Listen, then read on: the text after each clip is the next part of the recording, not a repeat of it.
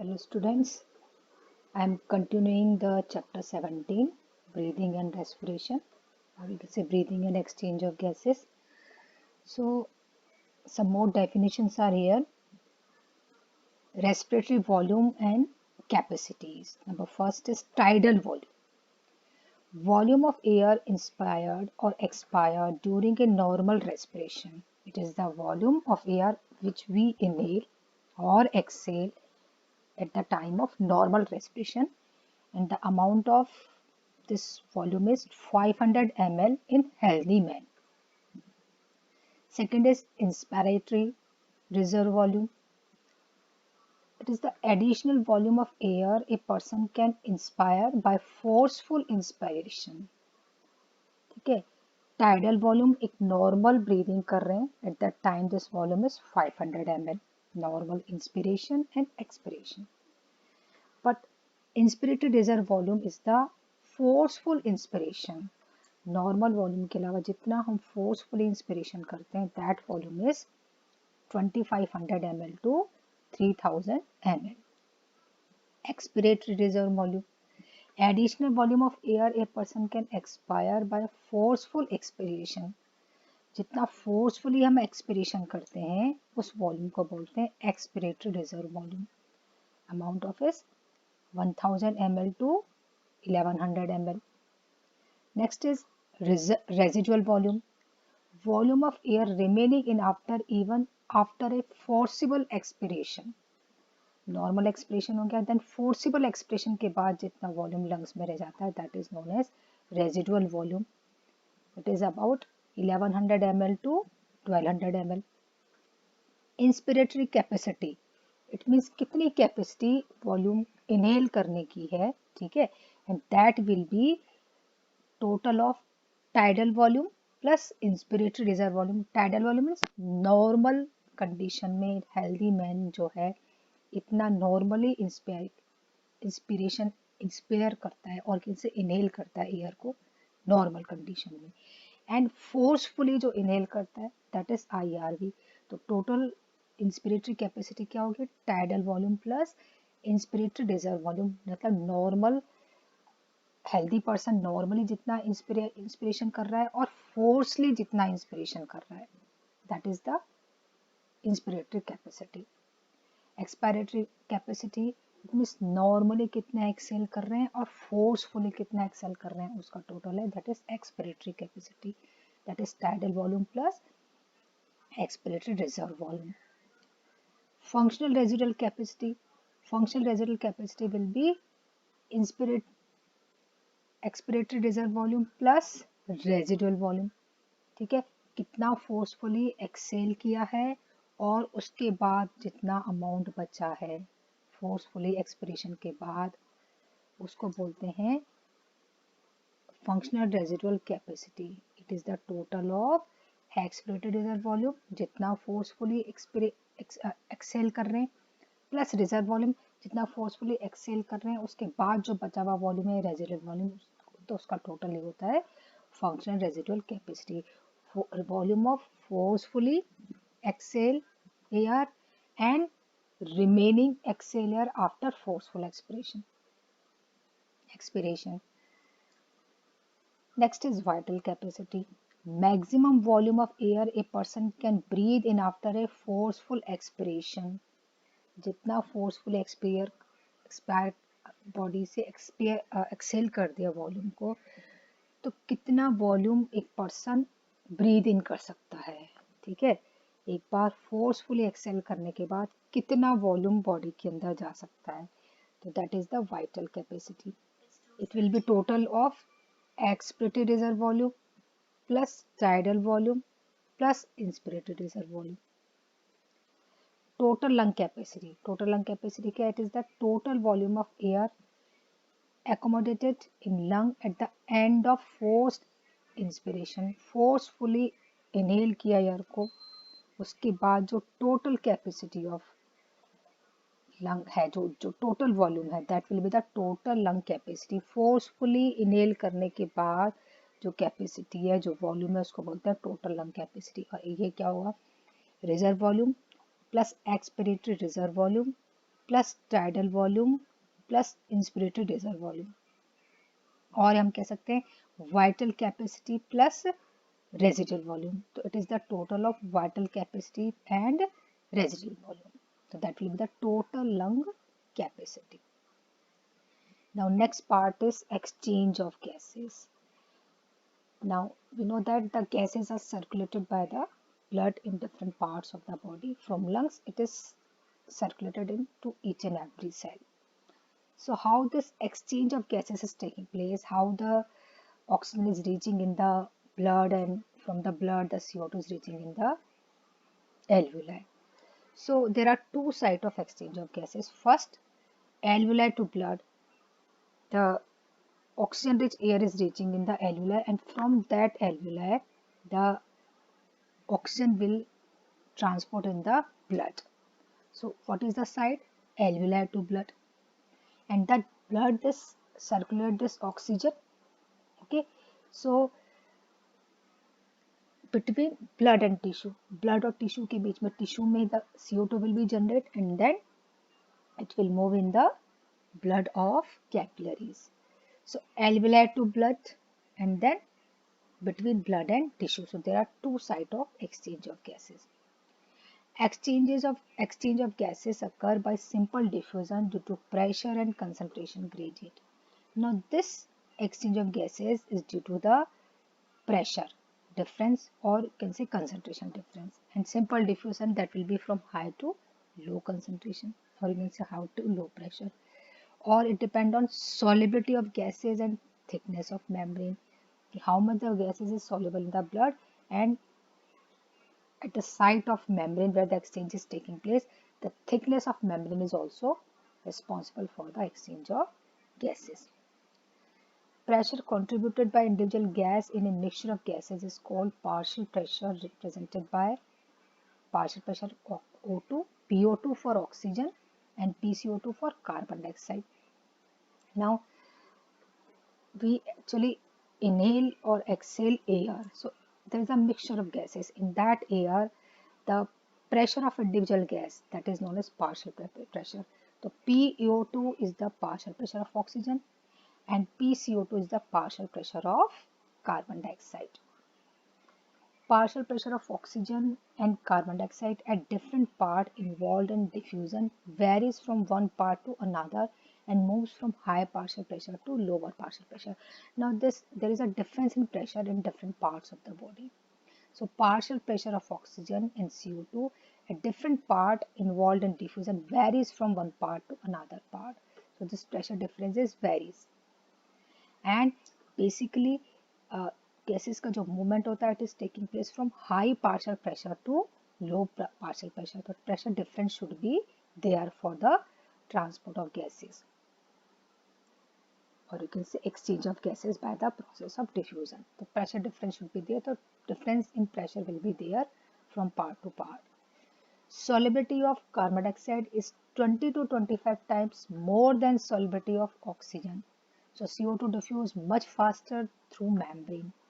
Now CO2 की solubility oxygen से ज़्यादा है, तो the CO2 will diffuse much faster as compared to the oxygen. Diffusion membrane is 3-layer thick, and what is that membrane?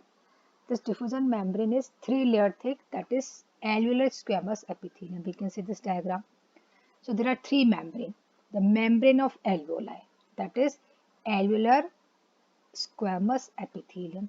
This is the membrane of alveoli, that is the first layer, alveolar squamous epithelium. Next is endothelium of alveolar capillaries. Alveoli Jin capillaries से surrounded है, the membrane of those capillaries is endothelium of alveolar capillaries. And basement membrane between them. So there are three membrane: alveolar membrane, then basement membrane, and then membrane of capillaries, that is endothelium layer. So there are three membrane. Now the exchange of gases is taking place through these membrane by the process of diffusion. Now how the transport of gases is taking place in the body? Okay, from the alveoli, the oxygen is reaching in the blood of capillaries which are surrounded, alveoli which are surrounded by the capillaries, blood capillaries, and the oxygen from the alveoli will reach in the blood of those blood capillaries. Okay.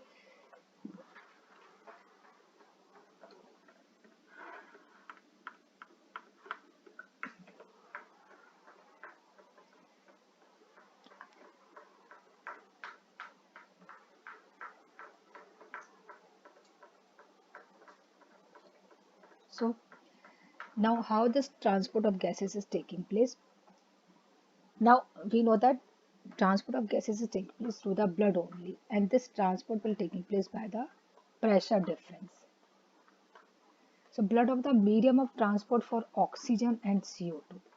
So blood, through the blood, the transport of gases is taking place throughout the body. Most of the oxygen, that is 97% of oxygen, is transported through the RBC, that is red blood cell, and remaining 3% by blood plasma. 97% of oxygen is transported by RBC and 3% by the blood plasma. 20 to 25% of CO2 is transported by RBC. Now 25% of CO2 is circulated by RBC and 70% as bicarbonate, and rest 7% as dissolved in the blood plasma in three ways. CO2 by the RBC, that is 25%, 25% CO2 by RBC, 70% CO2 by bicarbonate ions, and 7% is by the blood plasma. First is transport of oxygen. How the transport of oxygen is taking place. Hemoglobin is the red color pigment which is found in the blood.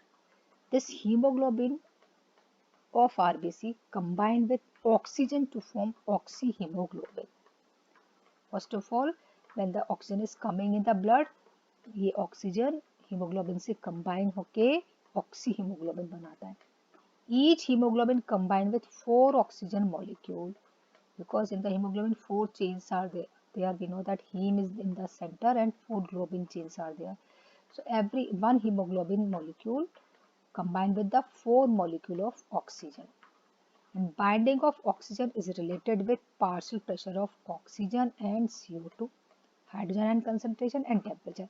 ये जो binding होता है oxygen का haemoglobin के साथ, ये depend करता है what is the pressure of oxygen, what is the pressure of CO2, hydrogen ion concentration and temperature.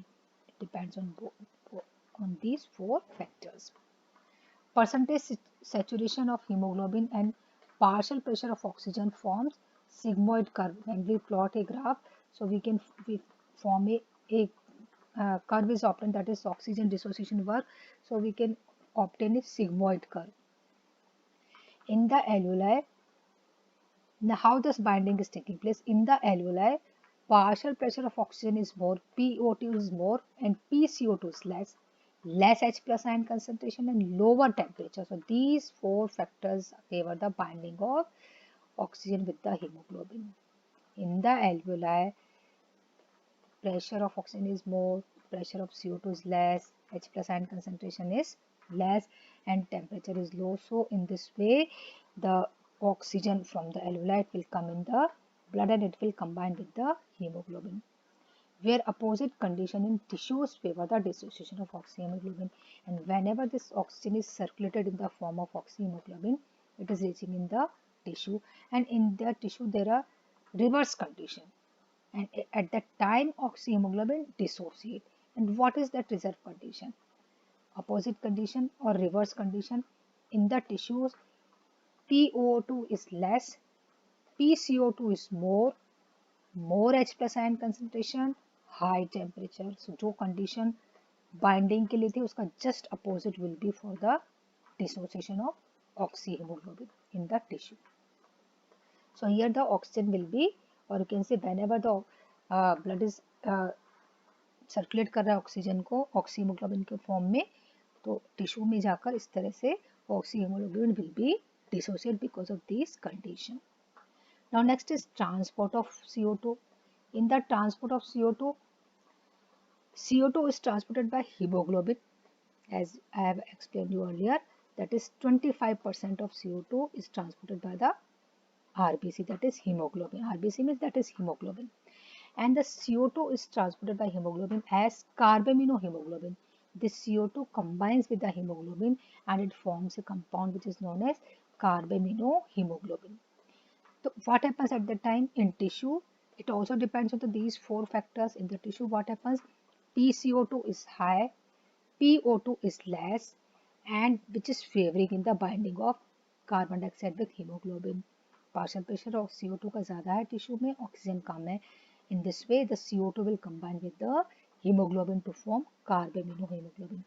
And opposite condition help in dissociation of carbaminohemoglobin in alveoli. जब ये CO2 ब्लड के through alveolar तक जाएगा तो in the alveolar there is a different condition. In the alveolar what happens? In the alveolar PCO2 is less and PO2 is high. So in that condition, this carbaminohemoglobin will be dissociated in the alveoli and the CO2 will be released from the carbaminohemoglobin in the alveoli. And for this, one enzyme is responsible, that is enzyme carbonic anhydrase. It is helping in formation of carbonate ions to transport carbon dioxide. Now in the form of HCO3 bicarbonate ions, the CO2 is transported as in this way 70% bicarbonate. So the CO2 will form bicarbonate in the presence of enzyme that is known as carbonic anhydrase. So CO2 plus H2O, it will give H2CO3, and in the H2CO3 we can write a equation here. What happens at the time H2O plus CO2, it gives H2CO3, that is carbonic acid, and after that this carbonic acid will dissociate into the HCO3 minus plus H plus ion.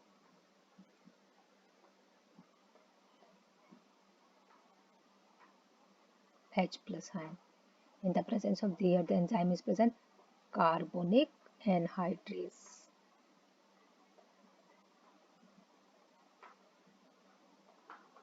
Okay, so in this way, this is H2O. H2O plus CO2, it gives H2CO3. H2CO3 in the presence of carbonic anhydrase forms the HCO3 minus plus H plus ion. So in the form of bicarbonate, the CO2 is transported. This is the bicarbonate ions. Now how the respiration is regulated. Regulation of respiration. Human beings have ability to maintain and moderate the rate of respiration to fulfill the demand of body tissues by neural system. Okay, so हमारी body के अंदर एक ability है जो कि हमारी body में rate of respiration को कंट्रोल करता है, मेंटेन करता है. ठीक है, and it is taking place by the neural system, nervous system. Respiratory rhythm centre is located in medulla reason of hind brain. Nervous system में ब्रेन का जो पार्ट है हाइंड ब्रेन, उसमें मेडुला रीजन है, उसके अंदर ये rhythm centre that is respiratory rhythm center is located. Pneumotaxic center in pons moderate the function of respiratory rhythm center. इसके साथ साथ ये एसोसिएटेड है, पोन्स के अंदर प्रेजेंट होता है pneumotaxic center which is also regulating moderating the respiratory rhythm centre. Respiratory rhythm centre होता है मेडुला के अंदर और इस रेस्पिरेटरी रिदम सेंटर को मॉडरेट करता है pneumotaxic centre which is situated in the pons. ठीक है, हैंडब्रेन के पार्ट होते हैं medulla, pons, medulla and cerebellum. ठीक है, 3 parts are there. Next is chemosensitive area near rhythm center is highly sensitive to CO2 and H plus ions that ultimately control the respiratory rate. इसके अलावा rhythm centre के पास एक chemosensitive area होता है जो कि CO2 और H plus ions के लिए बहुत ही सेंसिटिव होता है, and this sensitive area is also controlling the respiratory rate. Oxygen don't play major role in controlling rate of respiration. Oxygen का रेट ऑफ रेस्पिरेशन के कंट्रोल में इतना इम्पोर्टेंट रोल नहीं होता जितना CO2 और H+ आयंस, क्योंकि these chemosensitive area are sensitive for the CO2 and H+ ion only. Function of respiration. Now, what is the use of respiration? Basically, we know that respiration is the process of oxidation of O2 to which energy is released. The first function is energy production. Second, maintenance of acid base balance. Body के अंदर acid base balance को maintain करना. Maintenance of temperature, temperature regulate करना. Return of blood and lymph, and इसके अलावा blood and lymph का पूरा circulation return circulate करना. Mountain sickness is the condition characterized by the ill effect of hypotoxia in the tissues at high altitude, commonly to person going to high altitude for the first time. Mountain sickness क्या होता है कि mountains में जाते हैं उस समय जैसे हम high altitude पे जाते हैं तो persons में क्या क्या symptoms, क्या क्या problems arise हो सकती हैं, ठीक है, तो वो क्या होगी mountain sickness. उसमें क्या होता है sickness में symptom क्या होते हैं, loss of appetite, भूख नहीं लगने लगती, नोजिया आने लगता है, वॉमिटिंग आने लगती है. Expansion of gases in digestive system, तो डाइजेस्टिव सिस्टम में गैसेस का एक्सपेंशन होता है, इसकी वजह से vomiting, nausea, loss of appetite होने लगता है. Breathlessness occurs because of pulmonary oedema. इसके अलावा जो एडेमा मीन्स क्या होता है स्वेलिंग, पल्मोनरी जो आर्टरीज वगैरह होती है उनमें स्वेलिंग और लंग्स में स्वेलिंग आ जाती है कई बार, तो उसकी वजह से ब्रेथलेसनेस होने लगती है. Headache, depression, disorientation, lack of sleep, weakness and fatigue. Headache होने लगता है, डिप्रेशन सा, स्लीपनेस होने लगती है, वीकनेस आने लगती है, फटीग. तो these are all symptom of mountain sickness. Next some more disorders are there for the respiratory system. Disorders mean disease which are related to the respiratory system. Number first is asthma.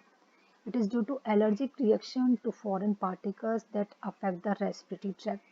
इस asthma में allergic reaction होने लगती है. The symptom include coughing, wheezing and difficulty in breathing. Coughing होने लगता है, swelling सी आने आ जाती है lungs में थोड़ा सा, and difficulty in breathing. और breathing में आर्टरीज में वेन्स में कई बार स्वेलिंग से होने लगती है, प्रॉपर फ्लो नहीं पा रहा, ओके, एंड इसकी वजह से ब्रीदिंग प्रॉब्लम होने लगती है. This is due to excess of mucus in wall of respiratory tract. ऐसा क्यों होता है कि रेस्पिरेटरी ट्रैक्ट के अंदर म्यूकस बहुत ज़्यादा कलेक्ट हो जाता है. व्हीजिंग का मीन्स क्या होता है स्वेलिंग आ जाना. एम्फाइसेमा में इज द इन्फ्लेशन और abnormal distension of the bronchioles और alveolar sacs of lungs. Bronchioles में इन्फ्लेमेशन होने लगता है, उनमें इन्फेक्शन होने लगता है. And this occurs due to destroying of septa between alveoli because of smoking and inhalation of other smoke. तो एल्वुलस के बीच में जो सेप्टा है वो डिस्ट्रॉय होने लगते हैं. इस डिस्ट्रॉय क्यों होता है, because the person is having the smoking habit या अदर दूसरी चीज़ों को इनहेल करता है स्मोक के through. The acceleration becomes difficult and lung remain inflated. तो उस समय ब्रीदिंग प्रॉब्लम होती है, एक्सेल नहीं हो पाता प्रॉपर, एक्सेलेशन में प्रॉब्लम होने लगती है और लंग्स क्या होता है फ्लैट हो जाते हैं. Third is occupational respiratory disorder. It occurs due of occupation of individual. This is caused by inhalation of gas, fumes और dust present in surrounding of workplace. Basically ये होता है जो फैक्ट्रीज होती हैं स्टोन्स की, सीमेंट की, उन फैक्ट्रीज के अंदर होता है, तो उनमें ऑक्यूपेशन की वजह से, मतलब उस ऑक्यूपेशन की वजह से डिजीज होगी. कहाँ किस चीज़ का ऑक्यूपेशन की, वो ऐसे सीमेंट फैक्ट्री में, स्टोन वाली फैक्ट्रीज में काम करते हैं वर्कर्स, तो उनके साथ साथ जो डस्ट पार्टिकल्स हैं वो इनहेल हो जाते हैं, गैसेज इनहेल हो जाती हैं, जिसकी वजह से सिलिकोसिस हो जाता है. सिलिका से वो अंदर डस्ट पार्टिकल जाने लगते हैं.